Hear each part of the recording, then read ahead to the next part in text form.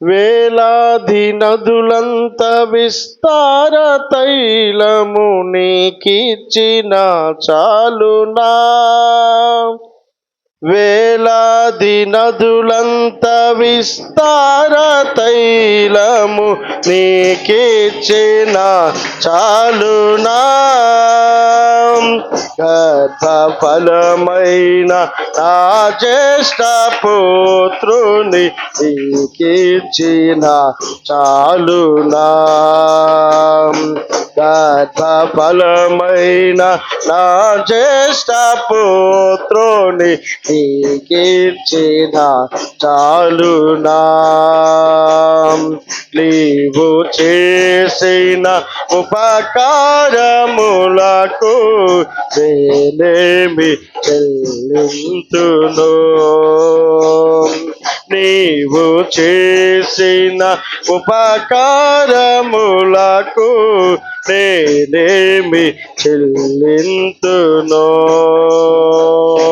హల్లెలూయా, హల్లెలూయా.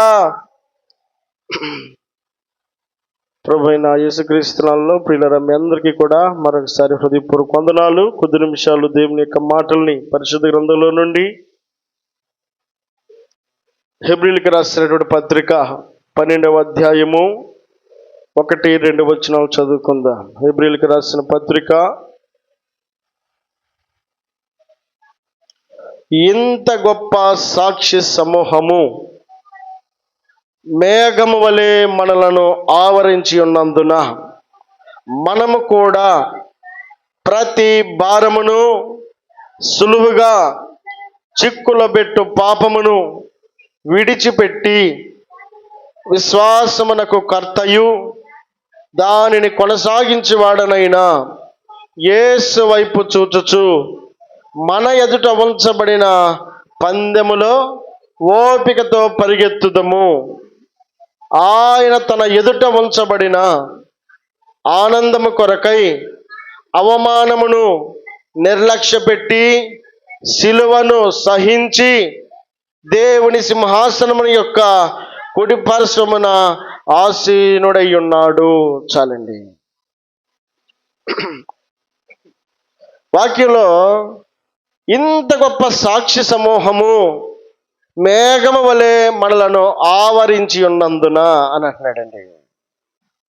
సులువుగా చిక్కులు పెట్టే పాపాలు ఉంటాయి, వాటన్నిటిని విడిచిపెట్టమని అంటూ ఉన్నాడు. ఎందుకు విడిచిపెట్టాలి, ఎలా విడిచిపెట్టగలమనంటే ఇంత గొప్ప సాక్షి సమూహం ఉంది అని మనకు పరిచయం చేస్తూ ఉన్నాయి.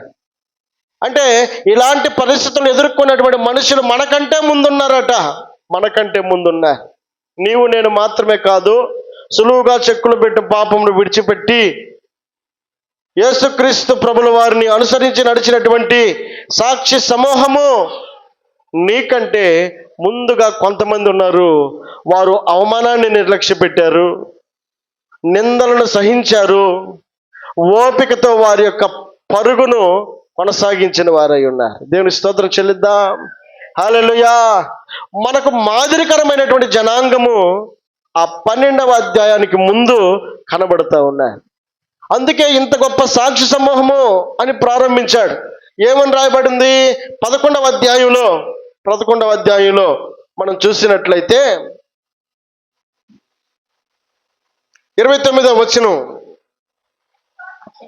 విశ్వాసమును బట్టి వారు పొడి నేల మీద నడిచినట్టు ఎర్ర సముద్రముల బడి నడిచిపోయిరి. ఐగుప్తీయులు అలాగు చేయి చూచి మునిగిపోయిరి. విశ్వాసమును బట్టి 7 దినముల వరకు ప్రదక్షిణము చేయబడిన తరువాత యెరికో గోడలు కూలెను. విశ్వాసమును బట్టి రాహాబను వేశ్య వేగుల వారిని సమాధానముగా చేర్చుకొనినందున అవిధేయులతో పాటు నశింపకపోయెను. ఇంకను ఏమి చెప్పుదును? గిద్యోను, బారాకు, సంసోను, యెఫ్తా, దావీదు, సమూయేలును వారిని గూర్చియు ప్రవక్తలను గూర్చియు వివరించుటకు సమయము చాలదు. వారు విశ్వాసము ద్వారా రాజ్యములను జయించారు, నీతి కార్యములను జరిగించారు, వాగ్దానములను పొందారు, సింహము నోళ్లను మూశారు, అగ్ని బలమును చల్లార్చారు, ఖడ్గదాలను తప్పించుకున్నారు, బలహీనులుగా ఉండి బలపరచబడ్డారు, యుద్ధములలో పరాక్రమశాలులైరి, అన్యుల సేనలను పారద్రోలిరి. స్త్రీలు మృతులైన తమ వారిని పునరుద్ధానము వలన మరలా పొందిరి. కొందరైతే మరి శ్రేష్టమైన పునరుద్ధానము పొందగోరి విడుదల పొందనొల్లక యాతన పెట్టబడిరి. మరి కొందరు తిరస్కారములను, కొరడా దెబ్బలను, మరి బంధకములను, ఖైదును అనుభవించిరి. రాళ్లతో కొట్టబడిరి, రంపములతో కోయబడిరి, శోధింపబడిరి, ఖడ్గముతో చంపబడిరి. గొర్రె చర్మములను, మేక చర్మములను వేసుకుని దరిద్రులయ్యుండి శ్రమపడి హింస పొందుచు అడవులలోను, కొండల మీదను, గుహలలోను, సొరంగములలోను తిరుగులాడుచు సంచరించిరి. అట్టి వారికి ఈ లోకము యోగ్యమైనది కాదు. వీరందరూ తమ విశ్వాసము ద్వారా సాక్ష్యము పొందిన వారైనను మనము లేకుండా సంపూర్ణులు కాకుండా నిమిత్తము దేవుడు మన కొరకు మరి శ్రేష్టమైన దాన్ని ముందుగా సిద్ధపరిచిన కనుక వీరు వాగ్దానమును అనుభవింపలేదు. ఎవరు వీళ్ళందరూ? క్రీస్తు కోసం పాట్లు పడిన వారు, క్రీస్తు కోసం శ్రమ పడిన వారు, క్రీస్తు కోసం నిందింపబడిన వారు, క్రీస్తు కోసం వారు అవమానపరచబడిన వారు, వారు పరుగులో, వారి ప్రయాణములో, వారి విశ్వాసములో ఆటంకములు కలిగినను దేవుని కోసం వారి పరుగును కొనసాగించిన వారై ఉన్నారు. శ్రమలలో కూడా వారి పరుగాగలేదు, కష్టములో కూడా వారు పరుగాగలేదు. యాతన పెట్టబడ్డారు, కొరడాలతో కొట్టబడ్డారు, రంపములతో కోయబడ్డారు. ఈ మాటలు సులువేనా? చదువుకోవటానికి సులువే, కానీ అనుభవించిన వారి జీవితాలు ఇక్కడ రాయబడ్డాయి. మనకంటే ముందుగా శ్రమ అనుభవించిన వ్యక్తుల యొక్క జీవితాలు అక్కడ కనబడతా ఉన్నాయి. అందుకే భక్తుడు అంటాడు, ఏమంటాడు? ఇంత గొప్ప సాక్షి సమూహము మేఘము వలె అదండి. వీరందరూ కనపడుతున్నారు. కష్టం వచ్చిందని కృంగిపోవద్దు, శ్రమ వచ్చిందని కృంగిపోవద్దు, వేదనగా ఉందని కృంగిపోవద్దు. వీరందరూ మనకి సాక్షి సమూహంగా ఉన్నారు. ఇదిగో నీకు వచ్చిన శ్రమ, ఇదిగో పలానా దావీదుకి వచ్చిందట ఆ దినాన, లేకపోతే పలానా మోషే అనుభవించాడట, పలానా అని చెప్పిన సాక్ష్యము ఆ 11వ అధ్యాయం మొత్తం చదువుతూ ఉన్నప్పుడు ఒక్కొక్కరి గురించి వారు పడినటువంటి పాటలన్నింటినీ కూడా అక్కడ వివరించబడ్డాయి. అయితే ఇంత గొప్ప సాక్షి సమూహం ఉంది కనుక మనం చేయాల్సిన పని ఏంటో తెలుసా? మనము ఆగిపోయే వారముగా కాక ముందుకు సాగిపోయే వారంగా ఉండాలన్నది దేవుని ఉద్దేశం అయి ఉండి ఆయన మాట్లాడుతున్న మాట ఏమిటంటే, మన ఎదుట ఉంచబడిన పందెములో ఓపికతో అదండి. ఈ మధ్యాహ్న కాల సమయంలో నీ ప్రయాణం ఆగిపోకూడదు, నీ ప్రయాణము సాగిపోవాలి. ఓపికతో. శ్రమ వచ్చిందా, కష్టం వచ్చిందా, కృంగిపోతున్నావా, ఇబ్బందిలో ఉన్నావా, కష్టంలో ఉన్నావా, నలిగిపోతున్నావా, నువ్వు ఎలాంటి పరిస్థితులు ఎదుర్కొన్నప్పటికీ ఇంత గొప్ప సాక్షి సమూహాన్ని దేవుడు మనల్ని ధైర్యపరుస్తున్నాడు. వారి ద్వారా ఎంతో మంది దేవుని కోసం ప్రయాసపడిన వారు మన కళ్ళ ముందు కనబడుతున్నారు. ఆ గొప్ప సాక్షి సమూహాన్ని మన కళ్ళ ఎదుట పెట్టుకొని వారు ఓపికతో పరిగెత్తినట్టుగా ఈ మధ్యాహ్న కాల సమయంలో నీవు పరిగెత్తాలన్నది దేవుని ఉద్దేశం. నువ్వు ఆయన కోసం ముందుకు కొనసాగాలన్నది దేవుని ఉద్దేశం అయ్యింది కనుక ఇంత గొప్ప సాక్షి సమూహాన్ని నీకు పరిచయం చేస్తూ ఉన్నాడు. నువ్వు భయపడద్దు. ఇంత గొప్ప సాక్షి సమూహం ఉంది. నీ పరుగు పందెంలో నీ ఓపికతో పరిగెత్తాలి. అందుకే అక్కడ రాయబడిన మాట ఒకసారి మనం చూస్తే, ఫిలిప్పీయులకు రాసిన పత్రిక 2వ అధ్యాయం 16వ వచనంలో 2:16 అట్టి జనము మధ్యను మీరు జీవవాక్యమును చేత పట్టుకొని లోకమందు జ్యోతుల వలె కనబడుచున్నారు. అందువలన నేను వ్యర్థముగా పరుగెత్తలేదనియు నేను పడిన కష్టము నిష్ప్రయోజనము కాలేదనియు క్రీస్తు దినమున నాకు అతిశయ కారణము కలుగును. అపోస్తలుడైనటువంటి పౌలు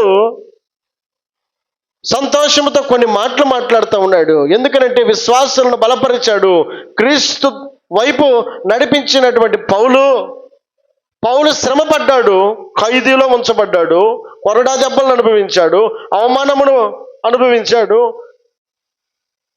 జైలు జీవితాన్ని అనుభవించాడు. ప్రతిదీ అనుభవించినటువంటి ఆయన యొక్క శ్రమ వెనక ఆయన సంగమును గురించి ఆలోచన చేసి మాట్లాడుతున్నాడు. ఏమని మాట్లాడుతున్నాడు ఇక్కడ? అట్టి జనము మధ్యను, ఎట్టి జనం, ఎలాంటి జనము మధ్య? ఇదిగో దేవుణ్ణి ఎరగినటువంటి వారి మధ్య, హేళన చేసేటువంటి వారి మధ్య, అవమానపరిచేటువంటి వారి మధ్య, క్రీస్తుని ఎరగిన వారి మధ్య నీ ప్రయాణం కొనసాగుతూ ఉన్నట్లయితే, నీ భక్తి జీవితం కొనసాగుతూ ఉన్నట్లయితే, నువ్వు దేవుని ఎరిగినటువంటి వ్యక్తిగా అనేకులకు కనబడుతున్నటువంటి వ్యక్తి అయితే, అట్టి జనము మధ్య ఎలా ఉండాలి? మీరు జీవవాక్యమును చేత పట్టుకొని ఏం చేయాలట? అవమానపరిచేవారు ఉంటారు, నిందల పాలు చేసేవారు ఉంటారు, మాటలతో తృణీకరించేవారు ఉంటారు, మాటలతో దూషించేవారు ఉంటారు, మాటల చేత మనల్ని అవమానపరిచేవారు ఉంటారు, మన భక్తి జీవితాన్ని కించపరిచేటువంటి వారు కనబడతారు. అట్టి వారి మధ్య కూడా నువ్వేం చేయాలట? దేవుడిని ఏర్పరచుకున్నాడు గనుక, దేవుడిని కోరుకున్నాడు గనుక, దేవుని యొక్క సన్నిధిలో నువ్వు ఆయన బిడ్డగా ఎదుగుతూ ఉన్నావు గనుక నువ్వు చేయాల్సినటువంటి పని ఆగిపోకూడదు. నువ్వు చేయాల్సిన పని ఓపికతో పరిగెత్తడమే. ఎంత గొప్ప సాక్షి సమూహాన్ని దేవుడు ఇచ్చాడు కనుక వారిని మన కళ్ళెదుటి పెట్టుకుని ప్రయాణాన్ని కొనసాగించాలి. అందుకే పౌలు వారిని బలపరుస్తున్నాడు. వారు ఎలా ఉండాలని కోరుకుంటున్నాడు అంటే, మీరు జీవవాక్యమును అట్టి జనమ మధ్య కూడా మీరు జీవవాక్యమును చేతబట్టుకోవాలి. వాక్యం ఏం చేస్తుంది? భక్తుడు అంటాడు, నీ వాక్యము నా పాదములకు దీపమయ్యా అని అంటున్నాడు. వాక్యము అనబడేటువంటి వెలుగు ద్వారా నువ్వు ప్రకాశింపబడాలన్నది దేవుని ఉద్దేశం. నీ కర్తవ్యము, నీ ప్రయాణము ఈ లోక సంబంధమైనది కాదు. నీ ప్రయాణము దైవ సంబంధమైనదై, పర సంబంధమైనదై నీ ముందు కొనసాగాలన్నది దేవుని ఉద్దేశం. అందుకే వాక్యంలో రాయబడిన మాట, అట్టి జనమ మధ్యను మీరు జీవవాక్యమును చేత పట్టుకుని లోకమందు జ్యోతుల వలె కనబడాలట. లోకమందు దేవుడు ఈ లోకాన్ని ప్రేమించాడు. ఎందుకు ఈ లోకాన్ని ప్రేమించాడు? లోకము చీకట్లో ఉంది. వారు గాఢాంధకారంలోనికి వారు తోలివేయబడుతున్నారు. ఎక్కడది? యెషయా గ్రంథం 8వ అధ్యాయం చివరి వచనంలో లోకం ఎక్కడ ఉంది, ఎలా ఉంది అని మనం చూస్తే, యెషయా గ్రంథము 8వ అధ్యాయం చివరి వచనం, భూమి తట్టు తేరి చూడగా బాధలను అంధకారం అంటే చీకటి. భూమి తట్టు ఆయన తేరి చూస్తే భూమి వైపు అంధకారం ఉందట. దుస్సహమైన వేదన కలుగుతూ ఉంది ఆ భూమి తట్టు చూస్తూ ఉంటే. వారందరూ ఎక్కడికి తోలివేయబడుతున్నారు? గాఢాంధకారములోనికి తోలివేయబడుతున్నారు. గాఢాంధకారము అంటే చిమ్మ చీకటి, ఇక ఏమి కనబడని ప్రదేశం. దేవుడు భూమి తట్టు తేరి చూసినప్పుడు వారందరూ కూడా గాఢాంధకారంలోనికి తోలివేయబడతా ఉన్నారు, చీకట్లకు తోలివేయబడతా ఉన్నారు. కనుక ఆ చీకట్లకు తోలివేయబడుతున్న వ్యక్తులను కనుమరుగు కాకుండా అనేకులకు వారు ఆశీర్వాదకరంగా ఉండినట్లుగా వారి జీవితాలను వెలిగించాలన్న సదుద్దేశంతో ఆయన చేసిన తీర్మానం ఏంటంటే, ఈ లోకాన్ని నేను ప్రేమించాలి. ఆయన ప్రేమించడానికి ఇష్టపడ్డాడు. చీకటిలో ఉన్నటువంటి మనుషులను ఆయన ప్రేమించడానికి ఇష్టపడ్డాడు.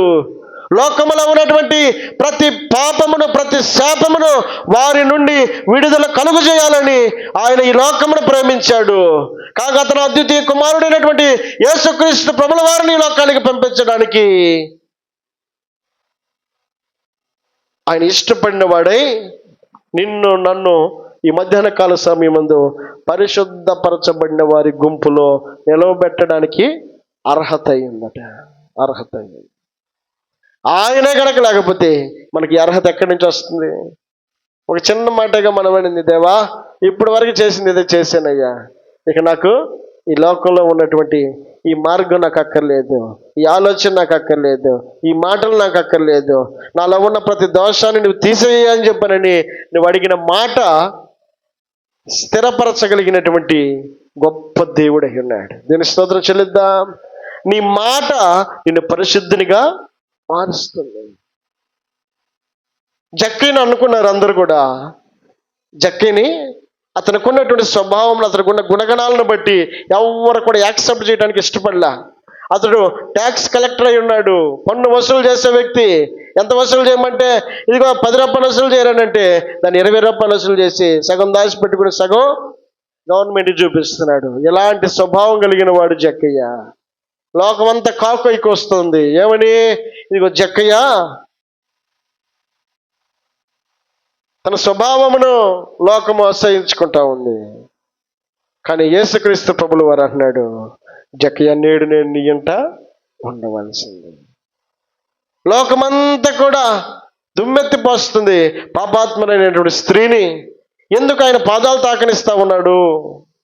ఆయన సీమోని ఇంటి దగ్గర భోజనానికి వెళితే కనుక్కొని తెలుసుకొని ఆమె ఆయన పాదాల దగ్గరకు వచ్చి కన్నీళ్లతో ఆయన పాదాలు కడుగుతుంటే సీమోను మనసులో అనుకుంటున్నాడు, ఇదిగో ఈమె పాపిష్ఠురాలు కదా, ఆయన పాదాలు తాకనిస్తా ఉన్నాడు అంటే ఈయన ఎలాంటి వాడో అన్న ఆలోచన సీమోను కనపరుస్తూ ఉన్నప్పుడు ఆయన చూపించినటువంటి ప్రేమ, ఆయన మాట్లాడిన మాట అమ్మా అని సంబోధిస్తూ ఆయన మాట్లాడుతున్నాడు, నీ విశ్వాసము నిన్ను రక్షించను.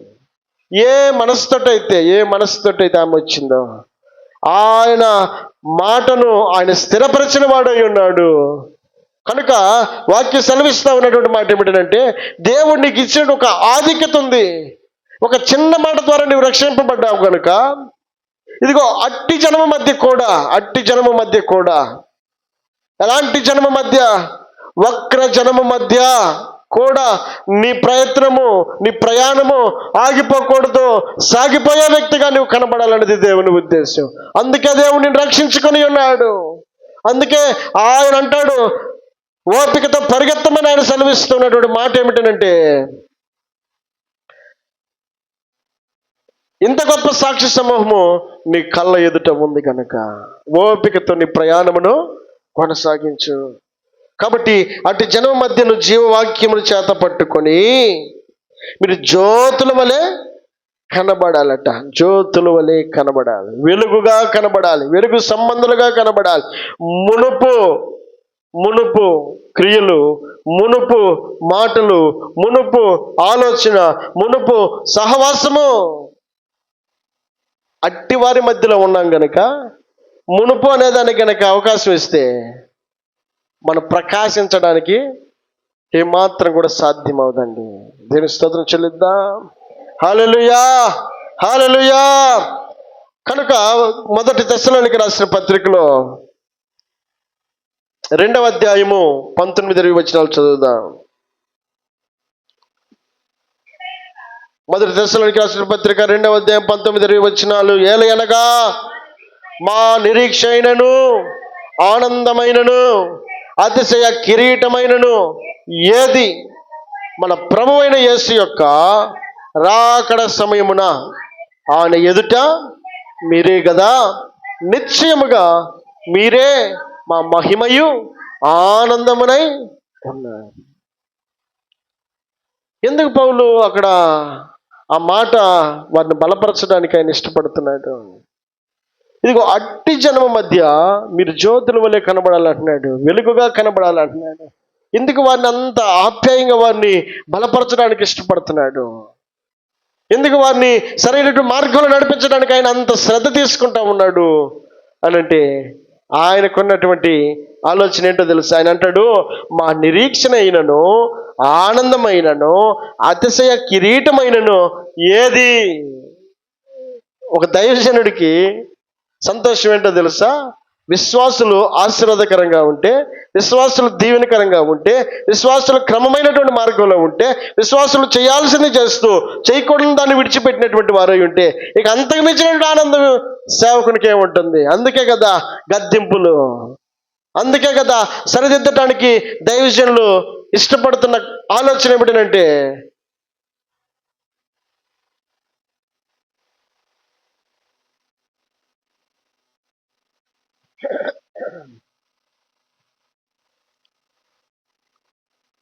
కనుక ఈ మధ్యాహ్న కాల సమయంలో నీవు నేను ఎరిగి ఉండాలి. దైవజనుడైనటువంటి పౌలు యొక్క ఆశ, వారు జ్యోతుల వలె వెలగాలట అట్టి జనమ మధ్య.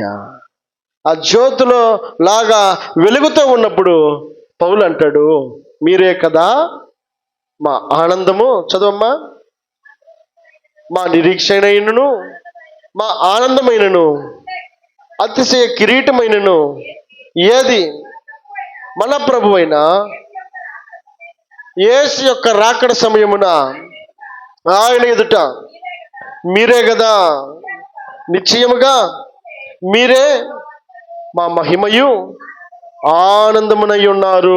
చాలండి. మా నిరీక్షణైన, ఆనందమైన, అతిశయ కిరీటమైన ఏది అని అన్నప్పుడు మన ప్రభు అయిన యేసు యొక్క రాకడ సమయమున ఆయన ఎదుట మీరే కదా అని అంటున్నాడు.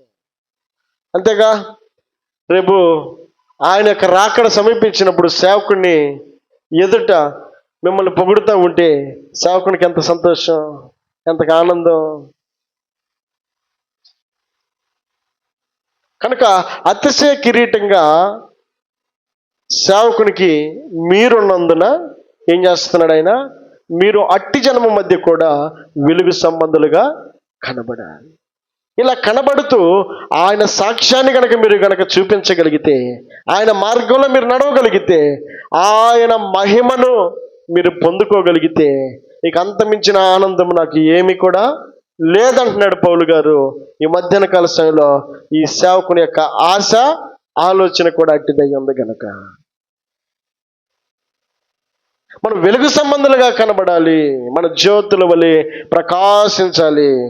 మన పరుగు పందెంలో ఓపికతో పరిగెత్తుతున్న మనం ఆగిపోయే వారముగా కాక సాగిపోయే వారముగా ఉండుటకు ఆయన మనల్ని బలపరుస్తూ ఉన్నాడు. దేవునికి మహిమ కలుగును గాక. హల్లెలూయా. అక్కడే ఇంకో మాట అంటాడు మత్తయి రాసిన సువార్త 5వ అధ్యాయంలో, మత్తయి రాసిన సువార్త 5వ అధ్యాయం 14వ వచనం, మీరు లోకములకు వెలుగై ఉన్నారు. కొండ మీదనున్న పట్టణము మరుగై ఉండనేరదు. మనుషులు దీపమును వెలిగించి ఆ కుంచము కింద పెట్టరు, కానీ అది ఇంట నుండి వారందరికీ వెలిగించుటకై దీపస్తంభం మీదనే పెట్టుదురు. మనుషులు మీ సత్క్రియలను చూచి పరలోకమందున మీ తండ్రిని మహిమపరచినట్లు వారి ఎదుట మీ వెలుగును ఆదాయం. అట్టి జనము మధ్య మీరు దేవుని యొక్క జీవవాక్యమును చేతబట్టుకొని వెలుగు సంబంధుల వలె ఉండాలన్నది దేవుని ఉద్దేశం. ఎందుకు వెలుగు సంబంధుల వలె ఉండాలి అని అన్నప్పుడు ఆయన అంటాడు, మీరు మనుషుల సత్క్రియలను చూచి, మనుషులు మీ సత్క్రియలను చూచి, మనం అనేకులకు వెలిగింపబడేటువంటి వారంగా ఉండాలి, అనేకులకు వెలుగుగా కనబడేటువంటి వారమై ఉండాలని. మీరు లోకమునకు వెలుగై ఉన్నారు కనుక కొండ మీద నుండి పట్టణము మరుగై ఉండనేరదట, ఉండనేరదు. ఎత్తైన స్థలంలో ఒక దీపస్తంభాన్ని ఉంచితే ఆ చుట్టుపక్కల ప్రాంతం అంతా కూడా కనబడుతుంది. ఇప్పుడు స్తంభాలకు ఉన్న లైట్ ఉంది, స్తంభం ఉన్న లైట్ ఎక్కడుంది? ఎత్తు ప్రదేశంలో ఉంది కనుక ఆ చుట్టుపక్కల ప్రాంతం అంతా కూడా ఎలా కనబడుతుంది? చీకటిగా ఉంటుందా? వెలుగుగా ఉంటుంది, అనేకులకు ఆశీర్వాదకరంగా ఉంటుంది. మనం వెలుగు సంబంధమై ఉన్నాం, జీవవాక్యాన్ని చేత పట్టుకున్న వారమై వెలుగు సంబంధమై ఉన్నాము కనుక ఆ వెలుగు సంబంధమైన మనం అనేకులకు ఆశీర్వాదకరంగా కనబడతా ఉన్నాం. మనుషులు దీపమును వెలిగించి కొంచెం కింద పెట్టరు కానీ అది ఇంట నుండి వారందరికీ కూడా వెలుగునిస్తుంది. మంచం కింద పెట్టుకోవటానికి వెలుగు, దాచిపెట్టుకోవటానికి వెలుగు, నీ సాక్ష్యము, నీ వెలుగు అనేకులకు ఆశీర్వాదకరంగా ఉండాలి, అనేకులకు దీవెనకరంగా ఉండాలి. నీ వెలుగులో అనేకులు నెమ్మది పొందాలి, నీ వెలుగులో అనేకులు ఆశ్రయాన్ని పొందాలి. కనుక ఆయన అంటాడు, ఎలా అంటే మనుష్యులు మీ సత్క్రియలను చూచి, మన క్రియలే అవి వెలుగుగా కనబడతా ఉంటాయి. సత్క్రియలు అనగా మంచి క్రియలు, దేవుడు ఇష్టపడే క్రియలు. కయ్యను ఇష్టం వచ్చిన పని చేసి దేవుని యొక్క మెప్పును పొందక ఏం చేశాడు తెలుసా? ముఖాన్ని నేలకు మోపిన వాడి ఉన్నప్పుడు ఆయన అంటాడు, కయ్యను నువ్వు సత్క్రియ గనక చేస్తుంటే నువ్వెందుకు తలెత్తుకోవు? నువ్వు తలదించుకోవడానికి గల కారణం ఏంటి? నీలో సత్క్రియ లేదు, నువ్వు అనేకులకు దీవెనకరంగా లేవు, ఆశీర్వాదకరంగా లేవు గనుక నీవు తలదించుకున్న వాడవై ఉన్నావు. కనుక ఆయన అంటాడు, మనుష్యులు మీ సత్క్రియలను చూచి వారి ఎదుట మీ వెలుగును ప్రకాశింపనీయుడి. మన సత్క్రియల ద్వారా అనేకులకు ఆశీర్వాదకరంగా నీవు నేను కనబడే వారమై ఉండాలి. దేవుని స్తోత్రం చెల్లిద్దాం. హల్లెలూయా. అందుకే ఆయన అంటున్న మాట ఏమిటి? మీరు జీవవాక్యమును చేతబట్టుకొని మీరు చేతబట్టుకొని లోకమందు జ్యోతుల వలె కనబడుచున్నారు. చాలండి, జ్యోతుల వలె కనబడుచున్నారు. కనుకనే మీరు వెలుగు సంబంధులై ఉన్నందున ఇక దేవుడి యొక్క రాకడ సమీపించినప్పుడు మా అతిశయానికి కారణం, మా గర్వానికి కారణం, మేము ఆనందించడానికి కారణం మీరే. మీరు వెలుగై ఉంటే ఆ వెలుగుకు కారణమై ఉన్నటువంటి దేవుని ఎదుట మేము కూడా ఆనందించే వారమై ఉన్నాము అని అంటున్నాడు. రెండవది ఏమంటాడు అంటే 14వ వచనంలో, ఫిలిప్పీయులకు రాసిన పత్రిక 2వ అధ్యాయం 14వ వచనం, మీరు మూర్ఖమైన వక్ర జనము మధ్య ఉన్నారు, నిరపరాధులను, నిష్కలంకులను, అనునిందులనైన దేవుని కుమారులగునట్లు సనుగులను, సంశయములను మాని సమస్త కార్యములను ఆదండి. మన పరుగు పందెంలో ఏముండాలి? వాక్య సెలవిస్తున్నటువంటి మాట ఏమిటనంటే, మీరు మూర్ఖమైన వక్రజనము మధ్య మీరున్నారు కనుక ఏం చేయాలి? నిరపరాధులుగా ఉండాలి, నిష్కలంకులుగా ఉండాలి, అనునిందులైనగా ఉండాలి. ఇదిగో ఇలాంటి వారే దేవుని కుమారులుగా ఉండుటకు సనుగులను, సంశయములను మాని అని అంటున్నాడు. ఏం మానాలి? సనుగులు, సంశయములను మానాలి. ఎందుకు మానాలి? దేవుని కుమారులగుటకు. అంటే సనుగులు ఉంటే దేవుని కుమారులను కాలేమా? కనుకే కదా పౌలు అంటాడు, మీరు సనుగులను, సంశయములను మాని దేవుని కుమారులగుటకు. ఆయన ఏమంటాడు? సంశయములను మాని దేవుని కుమారులగుటకు సమస్త కార్యములను చేయుడి. చేయాల్సిన పని చాలా ఉంది, చేయాల్సిన కార్యక్రమాలు చాలా ఉన్నాయి. దేవుని కోసం నిన్ను నీవు ప్రతిష్ఠించుకోవాల్సినటువంటి కార్యక్రమాలు చాలా ఉన్నాయి. దేవుని కోసం నిన్ను నీవు నిలబెట్టుకోవాల్సినటువంటి పని చాలా ఉంది. ఆయన సెలవిస్తున్నాడు, ఇదిగో నిరపరాధులుగా, నిష్కలంకులుగాను, అనునిందులుగాను, దేవుని కుమారులుగాను ఉండునట్లుగా నీవు నేను ఉండాలంటే సనుగులను, సంశయములను మానాలి. దేవుని బిడ్డలు మనం చెప్పుకుంటూ సనుగుళ్ళు మన మధ్యలో ఉంటే ఆయన మన మధ్యలో నివసించడు. ఆయన నివసించకపోతే మనం వెలుగు సంబంధులుగా ప్రకాశించలేము. ఆయన వెలుగు సంబంధులుగా మనలో ప్రకాశించేటువంటి అర్హత మనలో లేనప్పుడు ఆయన బిడ్డలుగా పిలువబడ్డానికి ఏమాత్రం కూడా యోగ్యులు కావు.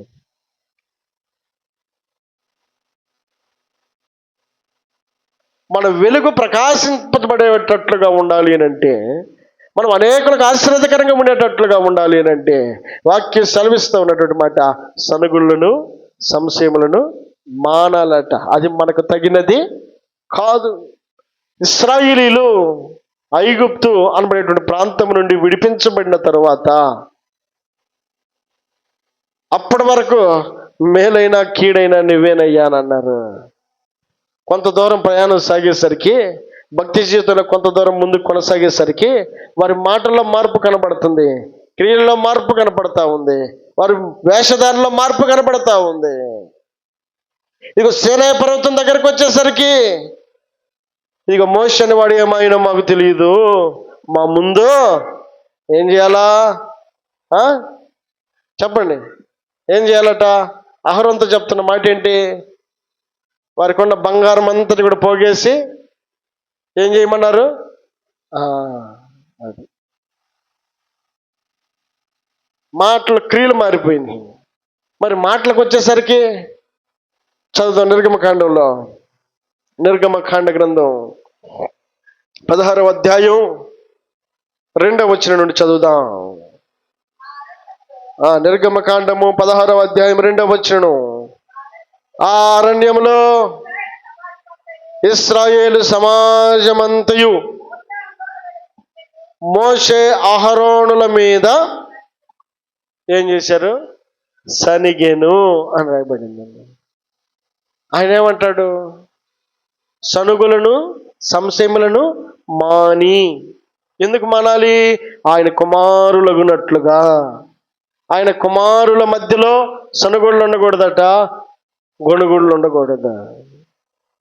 పైకి ఒకటి లోపల ఒకటి ఉండకూడదు. సనుగుడు అంటే అదేగా, పైకి ఏమో అదేమో కనబడదు, ఉప్పొంగదు, లోపలే వారు అనుకునే మాటలు.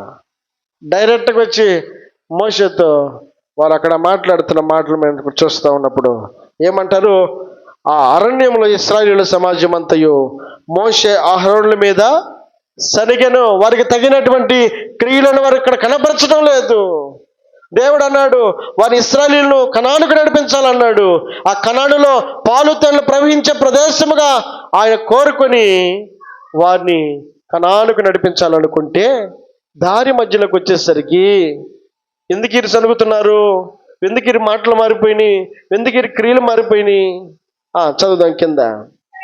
ఇశ్రాయేలీలు దేనికోసం వీరు సనుగుడు? మాంసం కోసం. ఎవరి మీద జరుగుతున్నారు? దేవుడి మీద జరుగుతున్నారు. అసలు దేనికి జరుగుతున్నారు? దేనికోసం ఇంత ఇబ్బందికి గురవుతున్నారు మనం ఆలోచన చేస్తే? తుచ్చమైన, ఇదిగో అంతలో కనబడి ఇంతలో మాయమైపోయే వాటికి వారు ఏం చేస్తున్నారు? వారు పెద్దగా ఆలోచన చేస్తున్నారు. పెద్దగా ఆలోచన చేయాల్సిందనేమో చిన్నగా ఆలోచన చేస్తున్నారు. ఇదేముందని చిన్నగా ఆలోచన చేయాల్సిందనేమో పెద్దగా ఆలోచన చేస్తున్నారు. ఆలోచించాల్సిన దానికోసం ఆలోచన చేయడం లేదు. అంత తీవ్రమైనటువంటి ఆలోచన. దేనికోసం ఆలోచన చేస్తున్నారు? ఒక్క పూట మాంసం కోసం. ఏమంటారు? మేము మాంసం వండుకొని కుండల యొద్ద కూర్చుండి తృప్తిగా ఆహారం తినినప్పుడు యెహోవా చేతి వలన. అరే అసలు చిన్నదాని కోసం ఎంత పెద్ద గొడవ క్రియేట్ చేస్తున్నారు వాళ్ళు అక్కడ. ఏమంటారు? మేము ఎందుకు చనిపోలేదు, అక్కడే చచ్చిపోయింటే బాగుండేది కదా. ఒక పూట మాంసం ఆయన పెట్టలేదని మేము అక్కడే చనిపోతే బాగుండేది కదా. ఎక్కడ దాకా ఎందుకు తీసుకొచ్చారు? తినకపోతే ఏమన్నా అవుతుందా?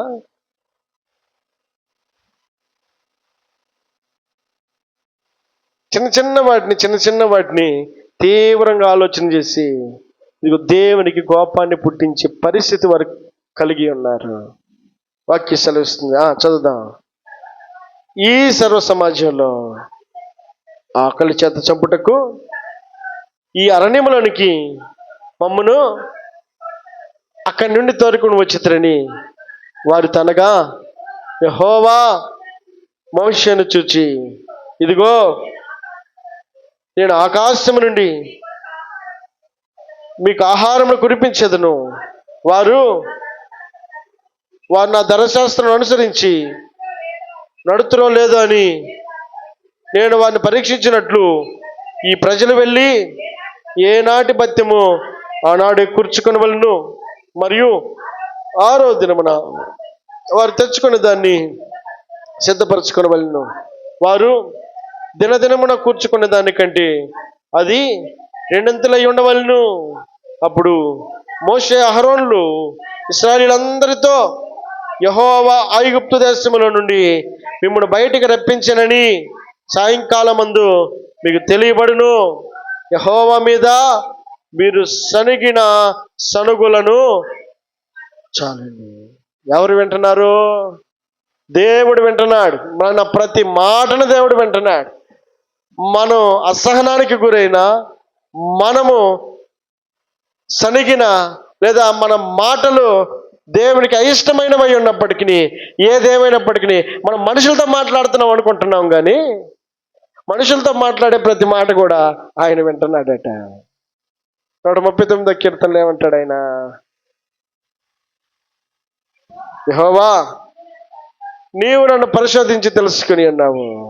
నేను కూర్చొని ఉండుట, నేను లేచుట నీకు తెలియను. నాకు తలంపు పుట్టక మునిపే నీవు నా మనస్సు గ్రహించుచున్నావు. నా నడకను, నా పడకను నువ్వు పరిశీలన చేసి ఉన్నావు. నా చర్యలన్నిటినీ నువ్వు బాగుగా తెలుసుకుని ఉన్నావు. యెహోవా, మాట నా నాలుకకు రాక మునిపే, అదండి ఆయనకి సమస్తము తెలుసు. మన నోటి మాట మన నాలుకకు రాక మునిపే మొత్తం తెలుసట. నువ్వేం మాట్లాడుతావు తెలుసు, ఎలాంటి ఉద్రేకంతో ఉన్నావో తెలుసు, ఎలాంటి ఆలోచన కలిగి ఉన్నావో తెలుసు, ఎలాంటి మాట మాట్లాడబోతున్నావు కూడా ఆయనకి తెలుసట, తెలుసు. కాబట్టి మనం తెలుసుకోవాల్సిన సత్యం ఏంటంటే, ఇక నా మాట ఆయన వింటున్నాడు, నా సనుగుడు ఆయన వింటున్నాడు, నా ఆలోచన ఆయన గమనిస్తున్నాడు అనేది నువ్వు గ్రహించాల్సినటువంటి వ్యక్తి అయి ఉండాలి. ఈ గ్రహింపే కనుక ఇశ్రాయేలీయుల్లో ఉంటే వారు సనిగేవారా? మోషేతో మాట్లాడుతున్నాం అనుకుంటున్నారు, మోషే మీద సనుగుతున్నాం అనుకుంటున్నారు. ఆయన అంటాడు, మోషే మీద సనిగినటువంటి ప్రతి ఒక్కరిని కూడా ఎవరి మీద సనిగినట్టు? దేవుడి మీద సనిగినట్టే, సనిగినట్టే. ఏ ఆలోచన నీవు నేను కలిగి ఉన్నామో సమస్తము గ్రహించేటువంటి దేవుడు గమనిస్తున్నాడన్న ఆలోచన కలిగి ఉన్నవారమై ఉండాలి. అందుకే వాక్యంలో ఇందా మనం చదివిన మాట మరోసారి చూసినట్టు 16వ అధ్యాయంలో ఆయన అంటాడు, యెహోవా మీద మీరు సనిగిన సనుగును ఆయన వినుచున్నాడు. కాబట్టి ఇది మనకు తగిందా? ఆయన ఏమంటాడు? మీరు దేవుని కుమారులగునట్లు ఏం చేయాలట? సనుగులను, సంశయములను మానాలట, మానాలి. ఒకవేళ అప్పటి వరకు తెలిసే తెలియక నేను మాట్లాడినా, దేవుని వాక్యం మనకు వినబడుతూ ఉండగా ఇక నుంచి వాటిని మానాలి. అది మనకు తగింది కాదు. మనకు వెలుగు సంబంధము, మనము లోకమునకు వెలుగై ఉన్న వారమై ఉన్నాం కనుక వక్ర జనము మధ్య మనం ఉన్నాం గనక, ఇక ప్రతిదీ మనల్ని గమనిస్తున్నారు కనుక, ప్రతిదీ మన గురించి ఆలోచన చేస్తున్నది కనుక, మన క్రియలు, మన మాటలు, మన నడవడిక ప్రతిదీ గమనించే ప్రజల మధ్యలో నీవు నీ సత్క్రియలను కనపరచాలి. నీ సత్క్రియలను ద్వారా దేవునికి మహిమ కలిగినట్లుగా నీ ప్రవర్తన కనపరచాలని దేవుడు కోరుకుంటున్నాడు. ఎందుకు? వెలుగు కొంచెం కింద పెట్టడానికి మాత్రం వెలిగింపబడలేదట. అంటే కనబడకుండా దాక్కోవడానికి వెలుగు లేదు. ఏం చేస్తుంది? వెలుగు అక్కడ ఉండేటువంటి ప్రదేశం అంతటికి వెలుగుగా కనబడడానికి ఏం చేస్తాడు? దీప స్తంభము మీద పెట్టడానికి దేవుడు ఇష్టపడుతున్నాడు. నువ్వు వెలుగు సంబంధివా? ఇదిగో నీవు అనేకులు వెలుగుగా ఉన్న సత్యాన్ని గ్రహించు. దేవుడు నిన్ను కోరుకున్నాడు కనుక, నిన్ను ఎన్నుకున్నాడు కనుక, దేవుడు నిన్ను ప్రత్యేకపరిచి ఉన్నాడు కనుక, దేవుడు నిన్ను పరిశుద్ధపరిచి ఉన్నాడు కనుక, దేవుడు నీకు అవకాశం అర్హతను కలిగించి ఉన్నాడు కనుక నువ్వు చేయాల్సినటువంటి పని ఆయన ఇష్టపడుతున్నాడు. నీవు వెలుగు సంబంధిగా ఉండాలి. రెండవది, నీవు సనుగులను సంశయములను మానిన వ్యక్తివై ఉండాలి. దేవునికి మహిమ కలుగునగాక. హల్లెలూయా. ఈ మాటలు దేవుడు దీవించి ఆశీర్వదించునుగాక.